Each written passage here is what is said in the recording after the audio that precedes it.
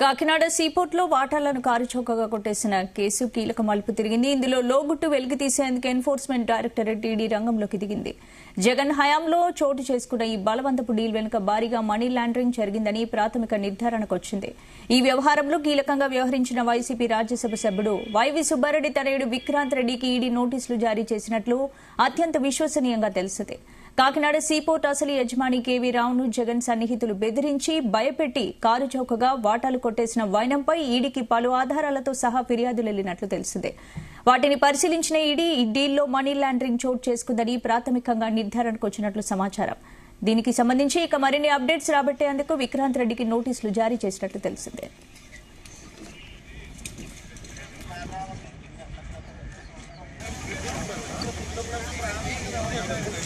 ఇదే అంశానికి సంబంధించి పూర్తి అప్డేట్స్ మా ప్రతినిధి సాంబశివరావు అందిస్తారు. సాంబశివరావు, గుడ్ మార్నింగ్ స్పందన.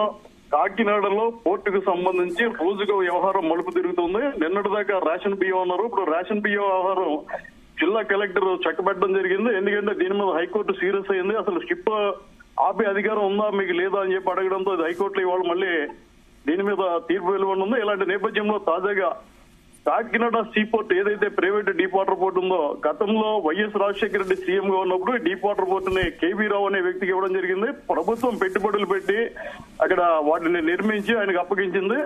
అప్పట్లో చంద్రబాబు వైఎస్ మనిషి కేవీ రావు అని మేము అధికారంలోకి వస్తే కేవీ రావును తప్పిస్తా ఉన్నారు.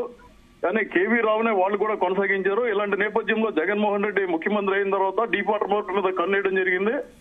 ఇలాంటి నేపథ్యంలో ఏదైతే అరబిందో ఫ్యాక్టరీ ఉందో, విజయసాయి రెడ్డికి అల్లుడికి సోదరుడు అవుతారు, వాళ్ళకి సంబంధించి 41.91% కేవీ రావుకున్న వాటాను వాళ్ళు స్వాధీనం చేసుకోవడం జరిగింది. ఈ నేపథ్యంలో ఉప ముఖ్యమంత్రి పవన్ కళ్యాణ్ గత నెల 29వ తేదీన కాకినాడ వచ్చినప్పుడు ఈ సంఘటన వెలుగులోకి వచ్చింది. ఉప ముఖ్యమంత్రి పవన్ నేరుగా కేవీ రావు అనే వ్యక్తి నుంచి జగన్మోహన్ రెడ్డి దీన్ని లాక్కున్నారు, దీనిపై విచారణ జరపాలన్నారు.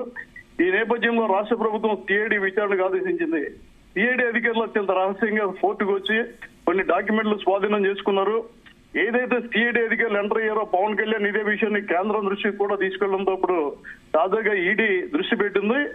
ఎన్ఫోర్స్మెంట్ డైరెక్టరేట్ అటు విజయసాయి రెడ్డి, అదేవిధంగా వైవి సుబ్బారెడ్డి తనయుడు విక్రాంత్ రెడ్డి, అరవిందో కంపెనీకి, అదేవిధంగా విజయసాయి రెడ్డికి సంబంధించిన ఆడిట్ కంపెనీ కూడా నోటీసులు ఇవ్వడం జరిగింది. ఇప్పుడు వీళ్ళంతా కూడా దీనికి హాజరు కావాలి. ఇలాంటి నేపథ్యంలో కాకినాడలో అసలు ఏం జరుగుతుంది, సీపోర్ట్ ఏమవుతుంది, ప్రభుత్వ ఆధ్వర్యంలో ఉన్న యాంకరేజ్ పోర్ట్ ఏమవుతుంది, అసలు సీపోర్ట్ వ్యవహారం పవన్ కళ్యాణ్ తెర మీద తీసుకురావడానికి కారణం ఏంటి?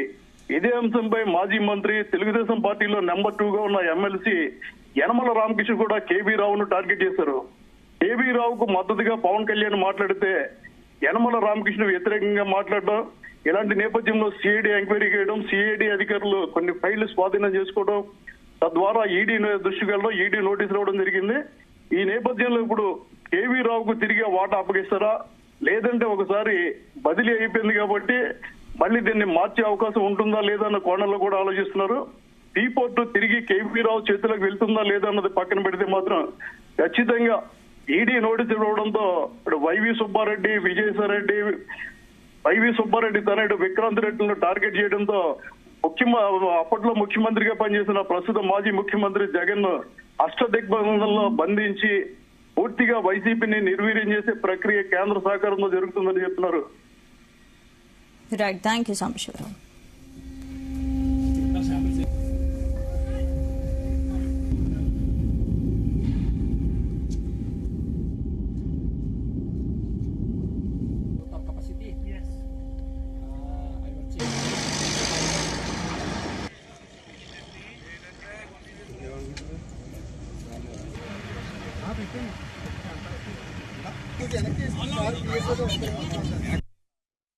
ఇంకా బ్యాలెన్స్ ఎక్కడెక్కడైతే short expression will go behind them.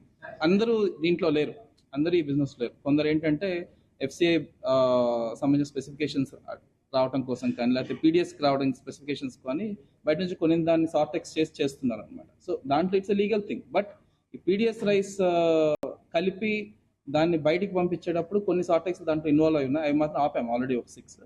Balance మన దృష్టికి వచ్చినట్టు మనం ఆపుతాం. ప్రభుత్వం will always be there with them. Both the ports are open, both the ports ఎటువంటి ఇబ్బంది లేకుండా చూసుకునే బాధ్యత మాది. But if there is PDS rice, అది ఎవరైనా సరే అది ఎలాంటి రీజన్ బట్టైనా సరే నాకు తెలియదు అని చెప్పినా కూడా వదిలే సమస్య లేదు. యూ హ్యావ్ సీన్ ఇట్ కదా, ఒక ఇంటర్నేషనల్ ఇష్యూలో we have stood our ground. మనం దాన్ని నిజాయితీగా మనం వెరిఫై చేసుకున్నాం, టైం తీసుకున్నాం, వెరిఫై చేసుకున్నాం, will take action as per law. ఒక ఇల్లీగల్ ప్రోడక్ట్ దేశం దాటి వెళ్తుంది అని చెప్పడానికి ఒక పోర్ట్కి ఇప్పుడు ఫర్ ఎగ్జాంపుల్